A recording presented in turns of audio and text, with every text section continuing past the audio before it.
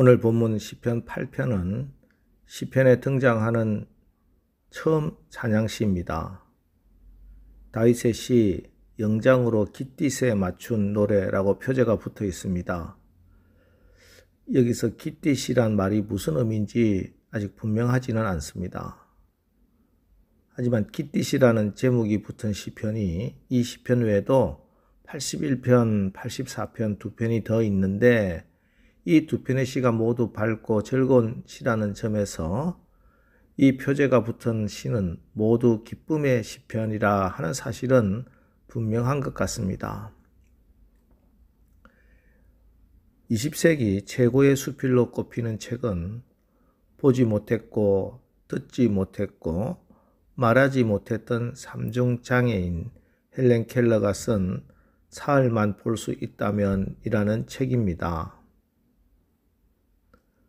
앞을 보지 못하다가 단 사흘만이라도 이 세상을 보면은 어떤 기분이 들까요?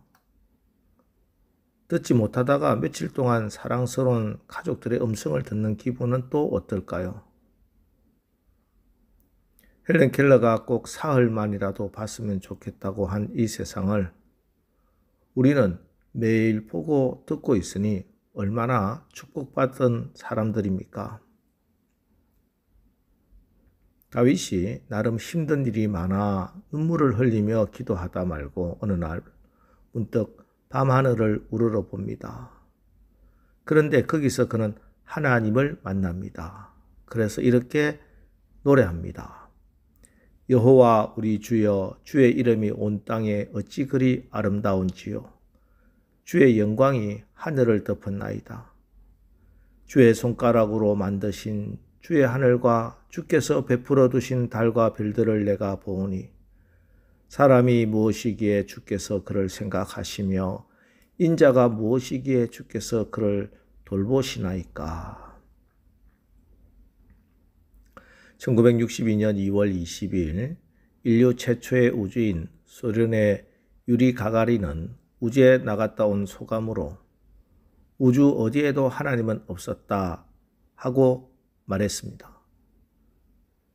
그러나 5개월 후인 7월 10일에 미국 최초의 우주인 글렌 중력은 우주여행 뒤에 온 우주에 하나님의 영광이 가득하였다 하고 고백했습니다.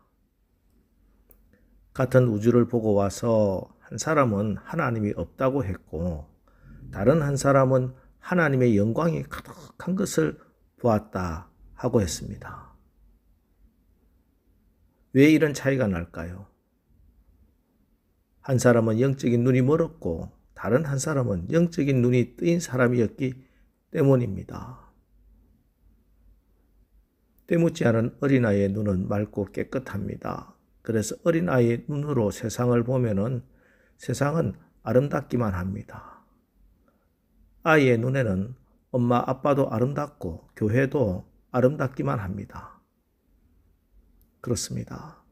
마음이 깨끗한 자는 복이 있어서 어디서든지 하나님을 봅니다.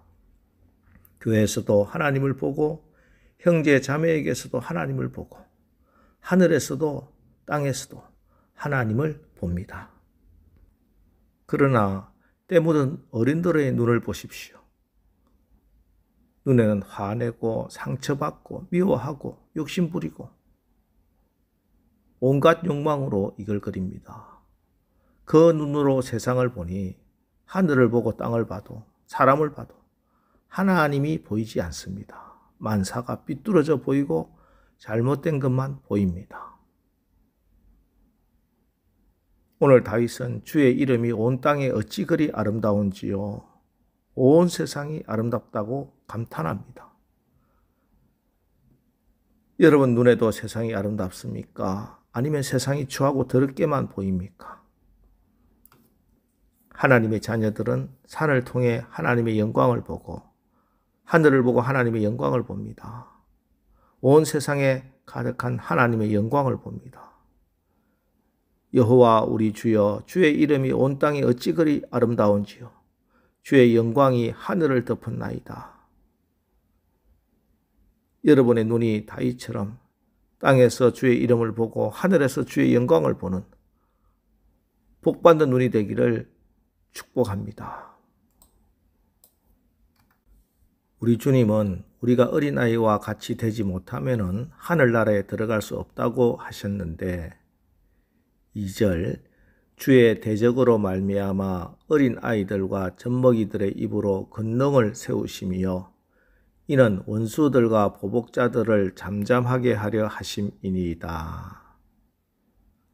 어린아이들과 젖먹이들의 입으로 권능을 세우시며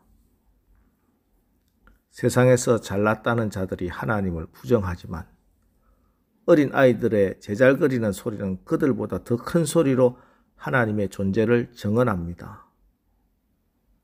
많은 사람들은 그들의 혀를 욕심과 탐욕으로 붙들어 매고서 하나님의 영광을 말하지 않지만 젖먹이는 하늘의 하나님의 영광을 증언하고 있는 것입니다. 교만한 바리새인들이 침묵하고 주 예수를 경멸할 때 어린이들은 성전에서 호산나라고 외치고 있었습니다. 오늘 이 새벽에 권면하기는 여러분의 모든 것을 다 동원해서 하나님을 찬양해 보시기 바랍니다. 우리의 영이 어린아이의 그 순수한 영으로 하나님을 찬양하시기를 바랍니다. 이렇게 찬양할 때 하나님의 영광이 여러분에게 비춰지고 하나님이 원래 우리에게 주신 그 권세, 마귀에게 빼앗겼으나 우리 주 예수 그리스도가 승리하심으로 다시 회복된 그 권세도 회복하시기를 바랍니다. 5절로 8절 말씀을 보세요. 그를 하나님보다 조금 못하게 하시고 영화와 종기로 관을 씌우셨나이다. 주의 손으로 만드신 것을 다스리게 하시고 만물을 그의 발 아래 두셨으니 곧 모든 소와 양과 들짐승이며 공중의 새와 바다의 물고기와 바닷길에 다니는 것이니이다. 주의 손으로 만드신 것을 다스리게 하시고 만물을 그의 발 아래 두셨으니 이게 원래 하나님이 창조하신 인간의 본래 모습입니다.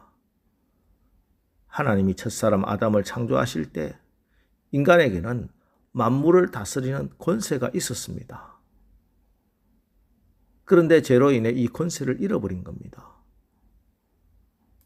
그래서 온 우주 만물을 하나님의 선하신 뜻대로 하나님의 통치 방식대로 바르게 다스려야 할 인간들이 자연을 오염시키고 파괴하고 살아갑니다. 그런데 여러분, 이렇게 아담의 죄로 인해 잃어버린 다스리는 권세가 예수 그리스도의 죽음과 부활을 통해서 회복된 사실을 아십니까? 예수님께서는 죄와 죽음의 권세를 이기심으로 만물을 그 발 아래 두시고 모든 만물의 주가 되십니다. 그러기에 예수 안에서 이제 우리에게는 이 다스리는 권세가 회복되었습니다. 그래서 성경은 로마서 8장 19절로 21절에서 피조물이 고대하는 바는 하나님의 아들들이 나타나는 것이니 피조물이 허무한데 굴복한 그런 것은 자기 뜻이 아니요 오직 굴복하게 하시는 이로 말미암음이라. 그 바라는 것은 피조물도 썩어짐의 종노릇 한 데서 해방되어 하나님의 자녀들의 영광의 자유에 이르는 것이라 하고 말씀하고 있는 것입니다. 여러분, 이제 우리는 이 땅의 피조물들을 다스려야 합니다. 우리가 이 세상의 죄악된 것에 다스림을 받아서는 절대 안 된다는 것입니다. 그것은 우리의 신분에 전혀 맞지 않는 수치스러운 일입니다. 세상의 염려와 물질이 여러분의 영혼을 흔들게 해서는 안 됩니다. 여러분은 그것들의 다스림을 받는 존재가 아니라 우리가 그것들을 다스릴 존재라는 것을 분명히 기억하십시오. 이제 바로 오늘부터 여러분에게 주어진 일들을 예수 이름으로 척척 해내면서 여러분의 가정과 삶의 현장을 하나님의 공의와 사랑으로 다스리면서 하나님의 나라를 이루며 살아가시기를 주의 이름으로 축원합니다. 기도하겠습니다. 하나님, 오늘 이 새벽에 온 우주 만물을 창조하신 하나님의 이름을 찬양합니다. 우리의 마음에 어린아이와 같은 성결하고 순결한 영을 부어 날마다 우리의 입술이 하나님의 이름을 찬양하는 입술이 되게 하옵소서. 죄로 인해 잃어버린 권세를 예수님의 십자가와 부활로 우리에게 회복시켜 주시니 감사합니다.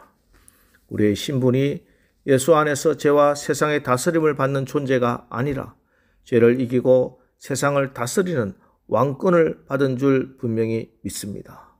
세상의 염려, 쾌락이 우리를 다스리지 못하게 하시고 세상에 제약된 것들을 발로 밟아버리고 다스리면서 하나님을 마음껏 찬양하는 삶을 살게 하여 주시옵소서. 예수님의 이름으로 기도합니다. 아멘. 자, 이제 주여 오늘 하루도 우리가 우리의 영과 우리의 입술로 하나님을 찬양하고 우리에게 주어진 예수 이름의 권세로 승리하는 삶을 살게 하옵소서. 오늘 말씀을 붙들고 우리 합심해서 기도하고 나가겠습니다. 우리 기도하겠습니다.